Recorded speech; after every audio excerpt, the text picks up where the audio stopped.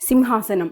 ఈ మూవీ కోసం super star Krishna చేసిన సాహసాలు అన్నీ ఇన్ని కావు. వరుసగా 3 సినిమాలు ఫ్లాప్ అవ్వడంతో నెక్స్ట్ మూవీ ఎలాగైనా హిట్టు కొట్టాలని కృష్ణ గారు తనకు వచ్చిన ఒక చిన్న ఆలోచనను రచయిత మహారథిని పిలిచి ఆయనకు వివరించి కథ రాసుకురమ్మన్నాడు. ఇక కొద్ది రోజుల తర్వాత మహారథి అద్భుతమైన కథను రాసుకొచ్చి కృష్ణకు చూపించారు. ఆ కథ నచ్చడంతో కృష్ణ ఈ సినిమాను వెంటనే పట్టాలెక్కించేశాడు. ఈ మూవీతోనే తెలుగు ఇండస్ట్రీకి 70mm టెక్నాలజీని పరిచయం చేశారు కృష్ణ గారు. ఈ మూవీలో కృష్ణ డ్యూయల్ రోల్లో చేయడంతో పాటు ఈ మూవీకి దర్శకత్వం కూడా వహించారు.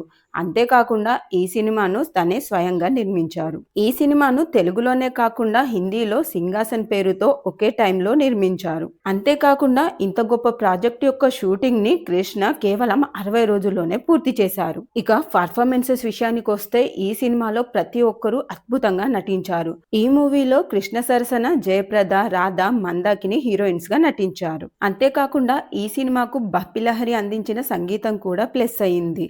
ఈ సినిమా యొక్క సాంగ్స్ ఈ తరం ఆడియన్స్ కూడా ఇప్పటికీ చాలా ఇష్టంగా వింటున్నారనడంలో ఎలాంటి సందేహం లేదు. ఈ సినిమా 1986 మార్చి 21న విడుదలై భారీ విజయాన్ని సొంతం చేసుకుంది. ఈ సినిమా రిలీజ్ టైంలో థియేటర్స్ దగ్గర భారీగా జనాలు రావడం వల్ల ట్రాఫిక్ జామ్ అయి ట్రాఫిక్ ని వేరే రోడ్ల వైపు డైవర్ట్ చేశారంట. ఇక విజయవాడలో అయితే క్రౌడ్ ని తట్టుకోలేక థియేటర్ల దగ్గర 144 సెక్షన్ ని విధించారంట. టాలీవుడ్ చరిత్రలోనే ఒక సినిమా కోసం 144 సెక్షన్ ని పెట్టడం అదే మొదటిసారి.